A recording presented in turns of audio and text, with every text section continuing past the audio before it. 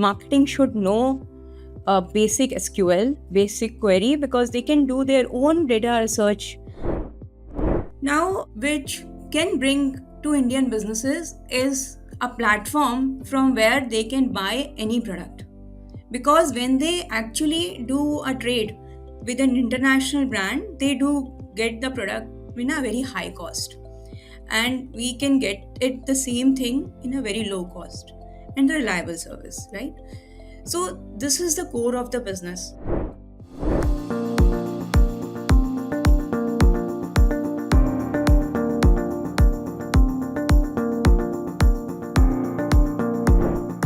Hello, everyone, and welcome to yet another episode of The Growth Genius, the podcast brought to you by Infidigit, where we share growth stories in marketing and business. Our today's Growth Genius is someone who has been at the cusp of things since the start of her career, be it e commerce, edtech, medtech, and now B2B online platforms. So, without further ado, join me in welcoming the CMO at Industry Buying, Ms. Ruby Gupta.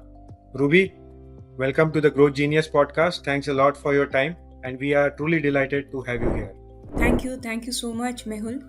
I'm grateful that I'm the part of this podcast with you today. Pleasure. Thank you for the invitation. So, Ruby, I wanted to understand, how do you define your current role at Industry Buying? Great question, but I think it's very difficult to define the role at this level. So, if we go with a designation, it's a CMO role where, like, the role of a CMO is also changed as we evolve to the digital ecosystem. Right. So, in the core sense, it is like managing the brand internally, externally, making sure the customer experience is good, right? But as we are into the digital world, the core is I'm also responsible. Actually, that is my core KPI is the growth and revenue for the organization. So, and all other things, which is your brand enhancement, improvement, along with experience of a customer, NPS score comes along with it, because all of these things are connected, right? So, if an organization is growing, if the revenue numbers or the growth is happening, all other levels are actually interconnected, right? So, if I have to define the role, it's sometimes it feels like this is the organization I'm running, because the sense of ownership, at least for me, is very high wherever I worked before as well. So, it seems like everything is revolving around you, because the first touch point is marketing for any brand to come up with, right? After that, your experience with the product, your experience with the company is secondary. The delivery of the product is secondary. The first one, when a user interact with the brand on a digital world, is like responsibility of the marketing team, right? So hence this is a very crucial role. Along with this, here at Industry Buying, I also take care of overall UI UX of our website or app, and this is because, to some sense, in today's world, uh, product is with marketing, right? So it has to be integrated where the users are coming, what they are doing, the understanding of the personas of the user very closely. So I work very closely with the tech teams or the product teams to actually bring it together. The learnings which we get from the marketing, the insights which we get from marketing, and put it in the journeys, right? So that becomes a third layer. And obviously business teams, coordination with them, because unlike other companies or other industries where I've worked before, I have used the product which I am selling. But at Industry Buying, we sell products which I have never seen, I have never heard. Like the bearing, like of which are being used in factories, right? So we have might have learned about it or read about it in some books earlier, but not using it as of now. So the understanding of the core product is very less. So and where the expertise of the business teams or a category teams comes very handy, and they understand the product much better. So how do we understand the core issue or a pain point of a customer using that product? How, what are the things he might be looking for when he's researching for the product? So that's the fourth layer which comes together, which has to come together, otherwise they will not work, right?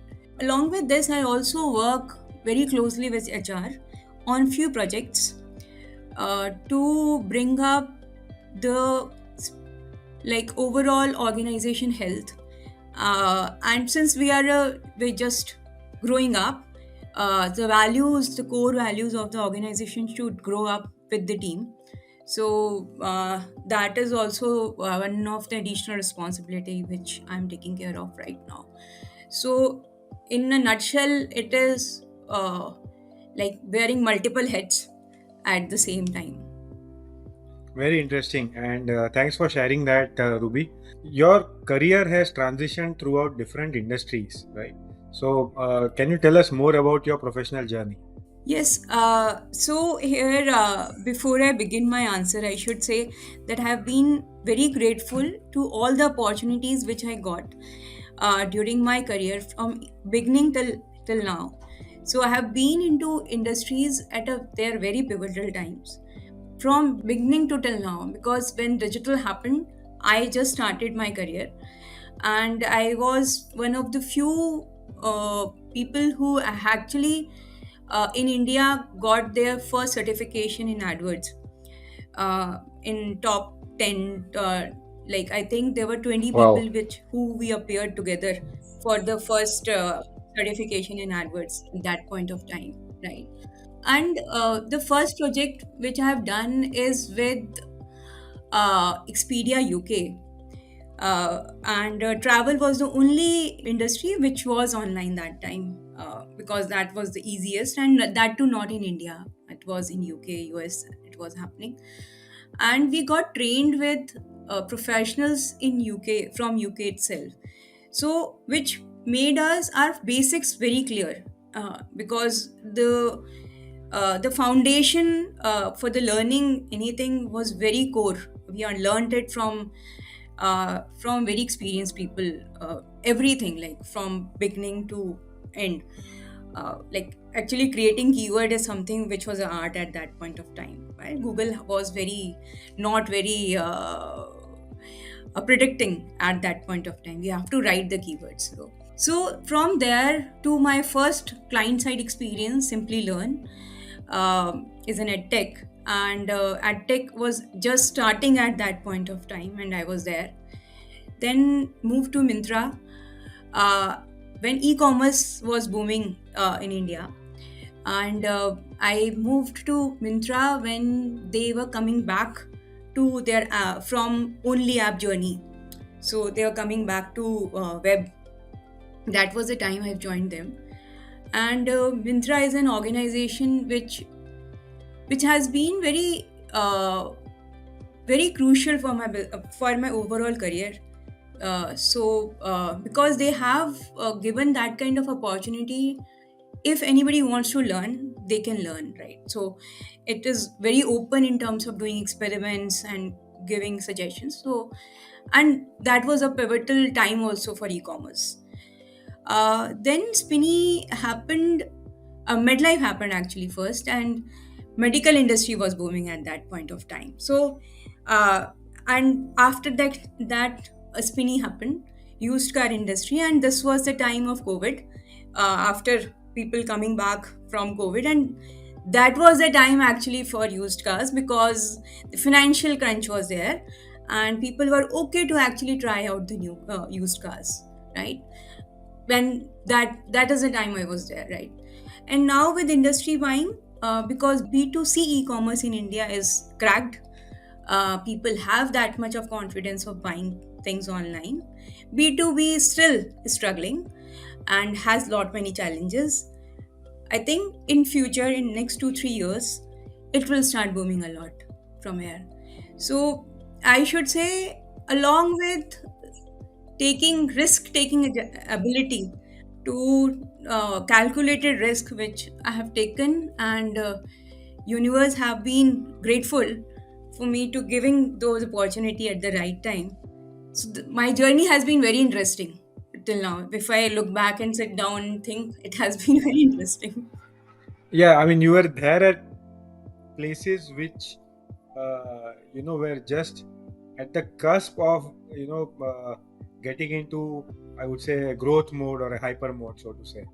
So be it tech or, be it even e-commerce for that matter, used cars again, is very novel concept, Yeah. especially when you look at the e-commerce and used cars put together. So that's very interesting, Ruby. Thanks for sharing those uh, milestones of your career with us. And coming to the next question, I want to understand how crucial do you consider industry buying's role within the B2B e-commerce ecosystem, and what particular obstacles do you foresee?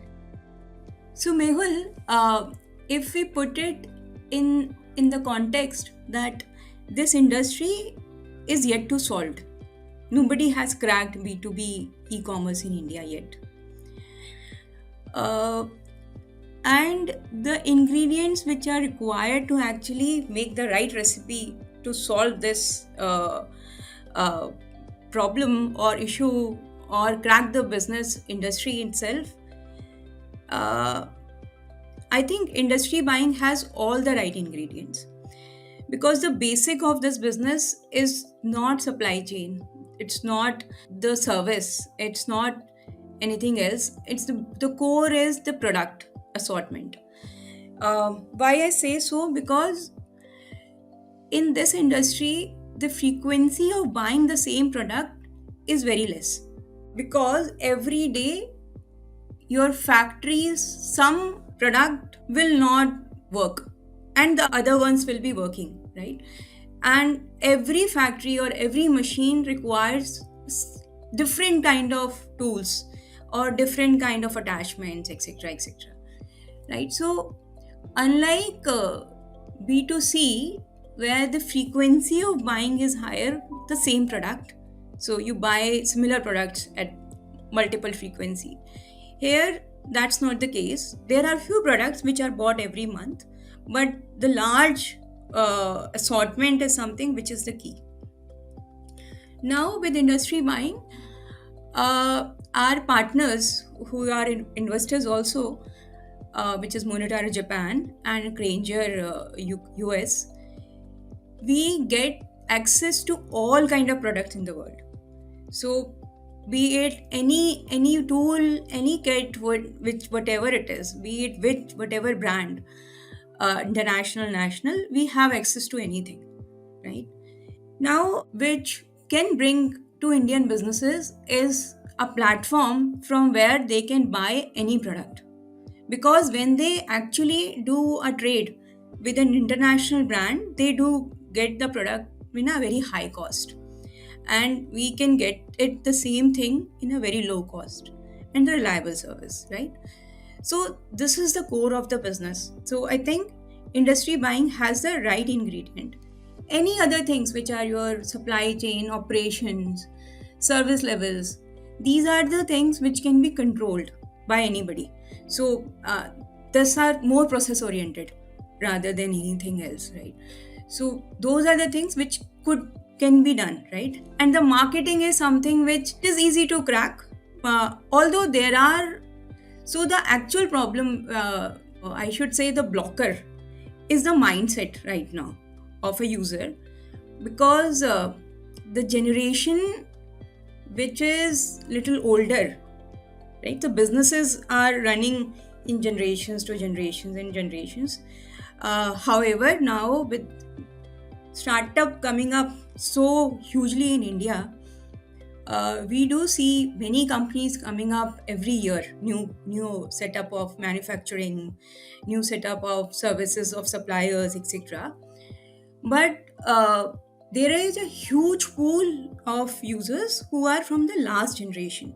So it is very difficult for them to change the mindset from changing their offline vendor to the online vendor, right? So that is the only blocker, or I should say, something which is little difficult to actually have the solution for.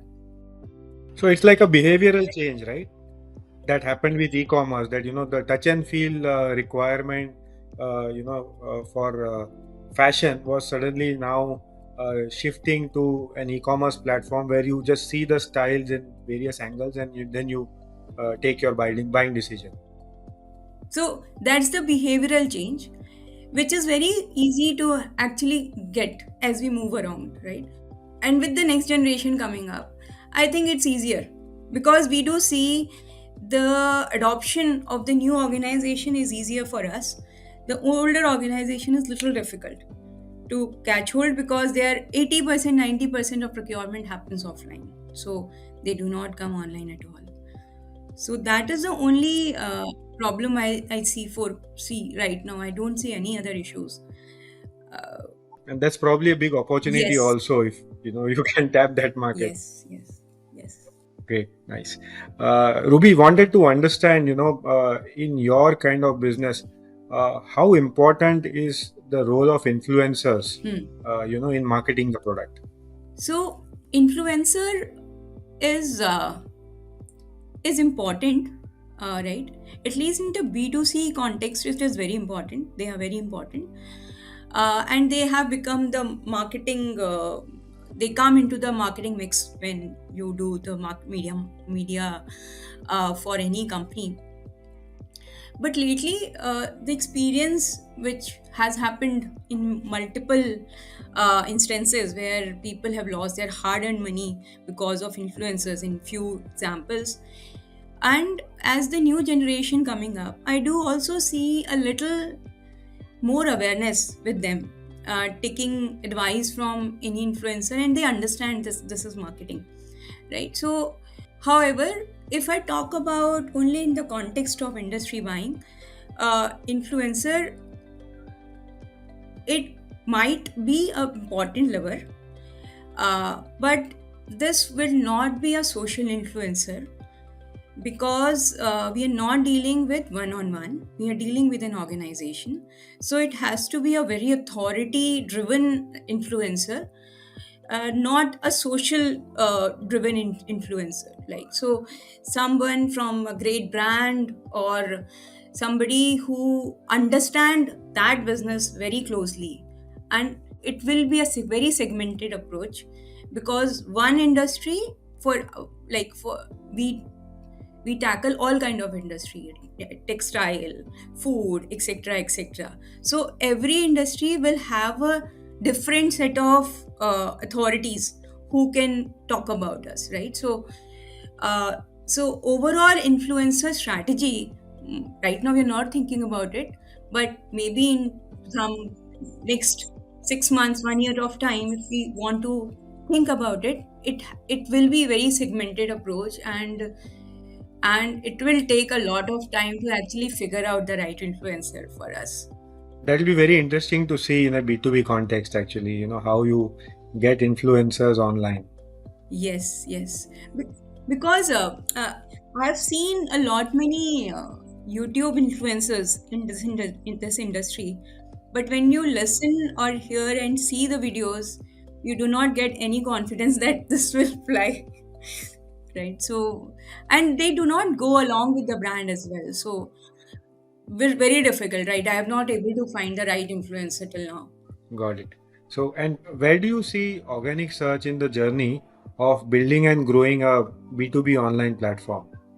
Organic, organic is something which is like so in our context, at least on industry buying, Mehul, uh, search is something where the journey begins, because whenever we have asked, have done interviews with customers, the basic thing when they come online is the time when they are not finding the product with their existing vendor. They come online, they search it on Google, right? And that's where the journey begins, right? And if I put it in organic sense, then it's a cherry on the cake because it's come free of cost. So, and as I mentioned, we have around 20 lakh products which are live on the website, which makes like huge opportunity of traffic which can come to us free of cost from Google, or and actually we have a good percentage of traffic from Bing also. Opportunity is very huge in organic for us, and there is not much competition also. There's not much competition as well. So I should say, if we solve there are certain issues at our side, mostly on the website or certain things which we are working upon.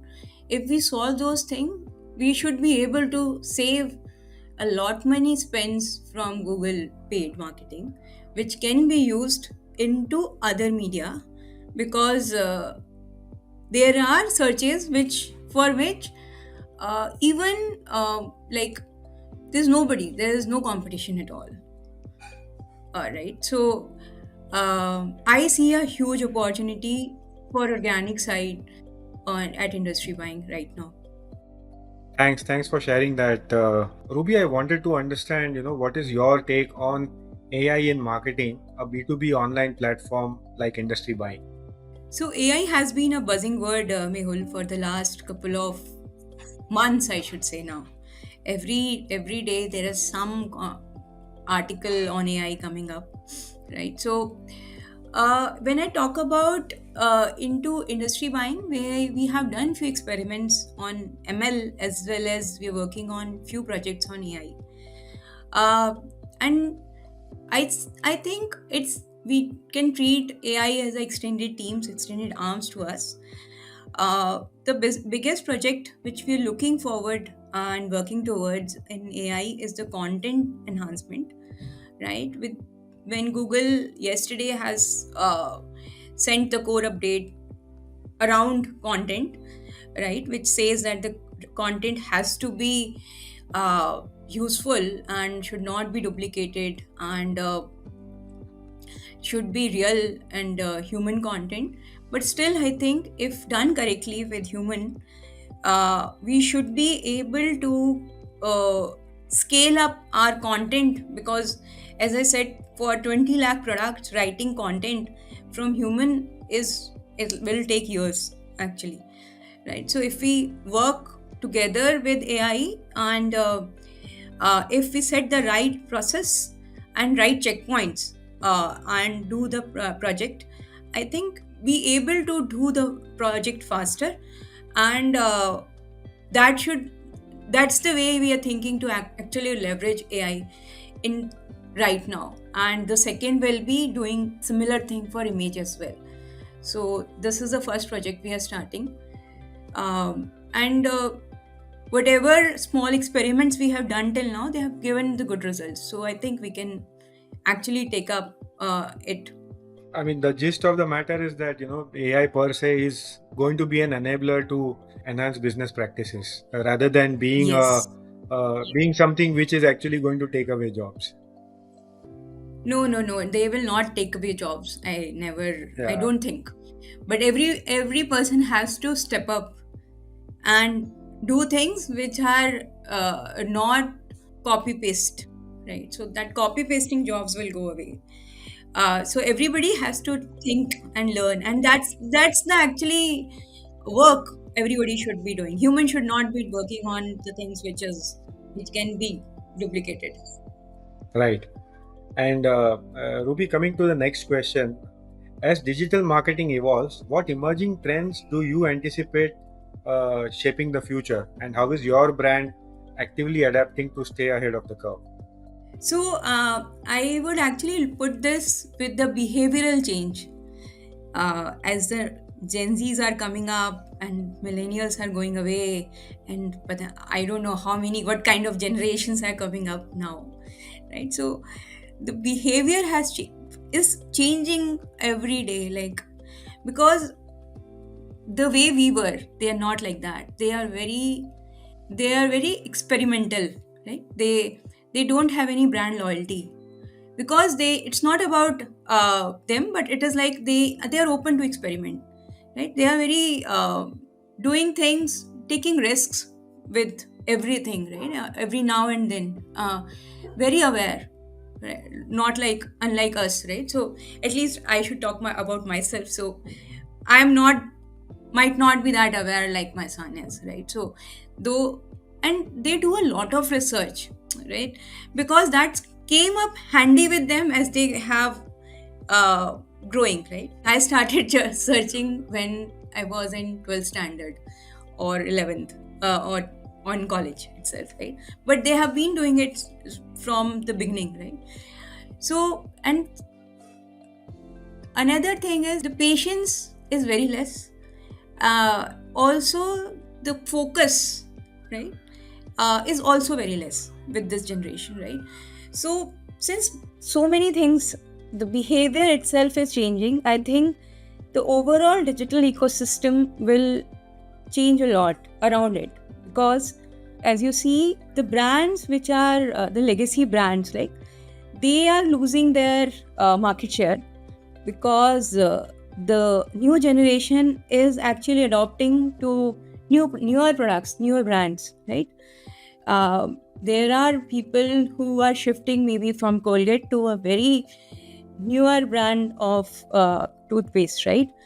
And like at our house also, we buy multiple brands, and to try. And it's not about whether it will be bad or good, but at least my parents will not buy any other brand. They will not. So now, since we are doing it, I will see the next generation will do it more often.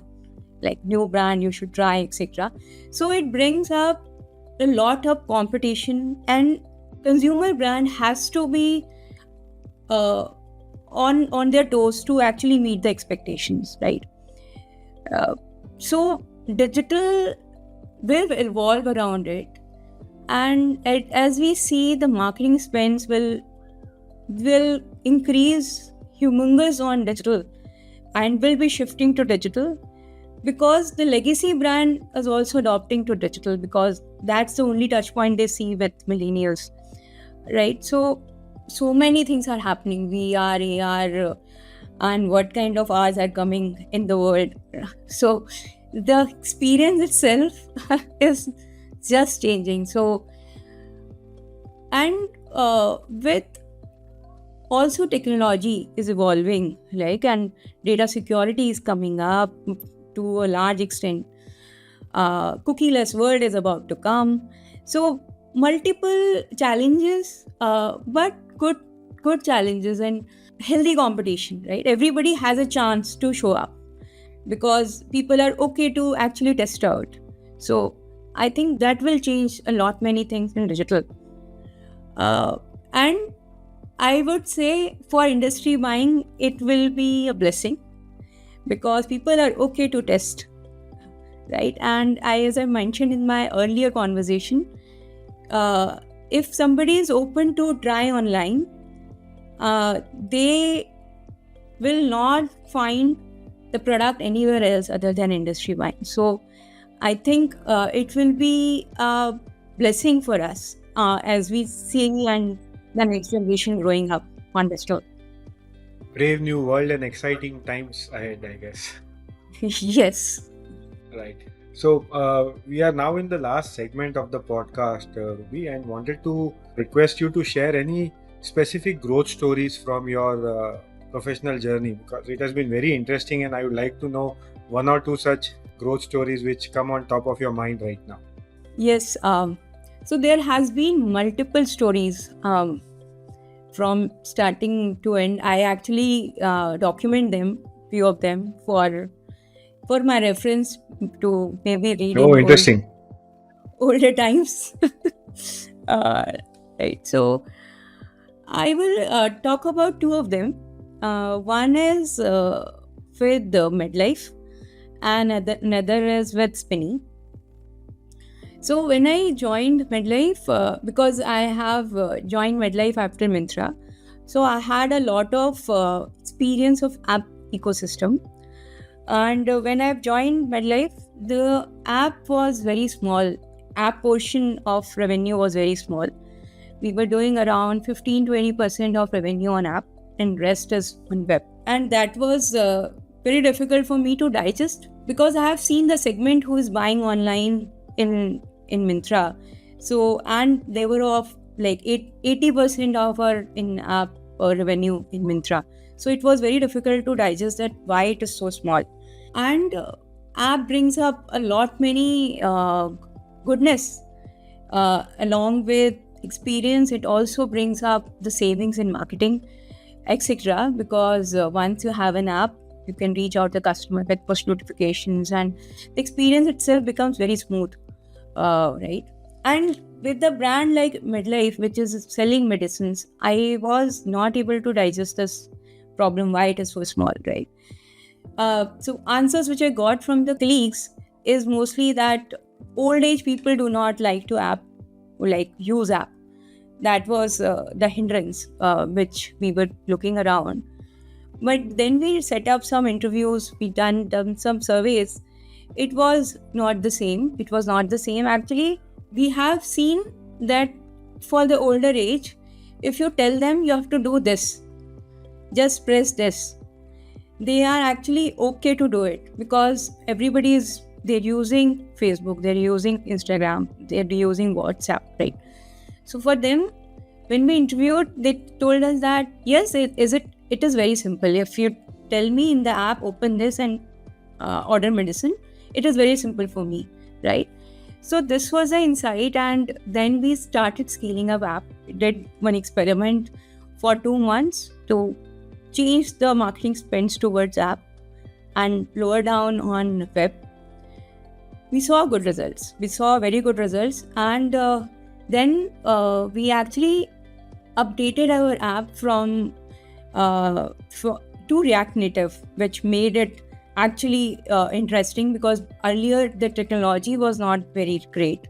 So we changed the app to React Native, and when I left, our overall share on app was 62%.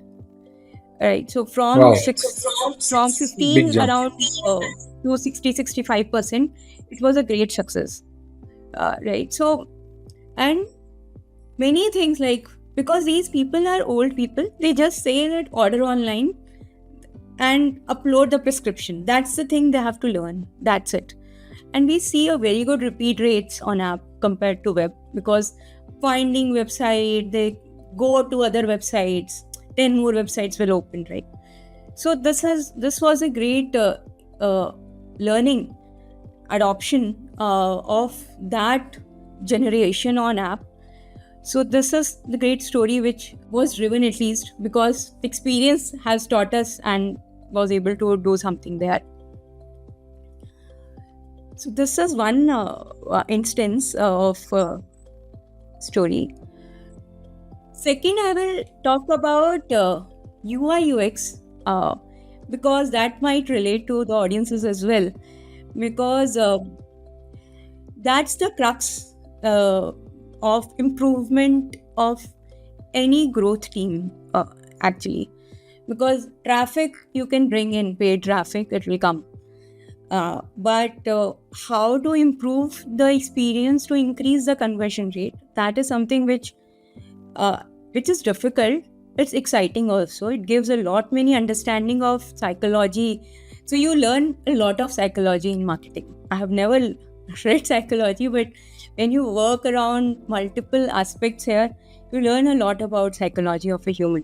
So this is an experiment or a project, I should say, in Spinny. So at Spinny, the problem is not selling the cars. Actually, getting the cars to sell is a problem, because that's the market. The supply chain is very, very small and has a lot many competition in market. Right. So you can, and selling a car is easier and was there in market for a longer time, but people were not buying the car online because of the trust issues. Right. So when somebody sells a car, the journey starts by filling a lead. You fill a lead on the website, and that's how it started. So we used to have a form where every person has to fill in the car make, model, and registration date, etc. Multiple form fields. I think there were nine fields which we used to take. And we cannot uh, go do away with any field, because those are the fields which are important for business to give any estimation of the price for the car, right? So that is also very important, because without that we cannot move ahead, and we cannot inspect all the cars, because it's a problem. So much of bandwidth is required then, right? So now, how to increase the conversion rate of the handful of users who are coming on the website, so that we get more leads? That is the task at hand. So we have done multiple experiments. So first one is, like, initially we were showing all the fields at the same time. Like, a user will see all the fields at the same time, that he has to fill so many fields, right? So we experimented that one by one every field should come. And in the initial only we will tell that there are so many fields, but the daunting of so many fields at the first sight itself there's a problem, right? We are very lazy people. We do not want to fill all this. So that experiment actually worked well. After like making the journey a little more smoother, little more fun, just to click, etc., rather than drop downs, that actually has improved. Likewise, there are few things in for example, if a user is looking just the price of the car right now, or he is actually wanting to sell right now, because that is also a bigger thing, because when you buy a car, you actually also check the selling, how much it will be sell off if I sell it in 2 years or something like that. So people do that as well. So we actually implemented one more field where we just started asking whether you want to sell it immediately in 3 months or like that, so that the inspections can be aligned in that sense. So, and multiple UI UX smaller shifts has actually gave us 3x incremental conversion rate from doing such small experiments with colors, with UI UX, how it should come, etc., etc. So this was a great story, and they are still doing it, because I still see there are changes happening on the form every month or 2 months. So they're still doing some experiments. Great. Both are very interesting stories to share, Ruby. Thank you so much for that. And lastly, I would like you to share any takeaways for budding professionals, before we sign off. So it depends upon anybody's wherever they are in their professional career. But whatever I'm seeing right now within my team, and the professionals who are just starting their career, the focus is very less and very fragmented. Want to grow up in all the fields at the same time, right? So I think marketing and product are connected now. So anything which is whatever, there are multiple fields within digital, the social, normal performance, then content, then UI UX. There are multiple things, but whatever a person wants to do as per the interest, right? So it has to be end to end, right? So I think in few years the layer of product manager and marketing manager will go away, right? So the PRDs maybe, or making logics, is something which an AI can do. So which user, what to show, it will become one-on-one journeys as we go ahead, right? So the logics should come from an engine, not like just say that, okay, if a user do this, then do that. Like there will be multiple lines, right?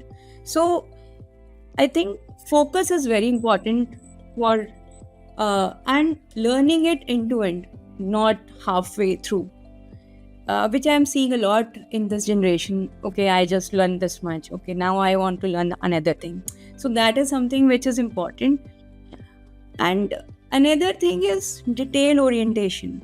At least as a company like us, which who are smaller, and to any startup, I should say, I've never worked with any bigger organization. I don't know how they operate, but as that scale or any like with Mintra also at that point of time we were pretty good, pretty big, doing around 150 to 200 cr per month. So we were pretty good, big at that point of time as well.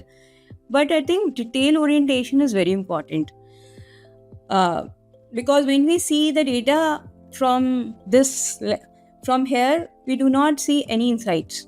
There will be all looks same. Everything is good and everything is fine and there's nothing.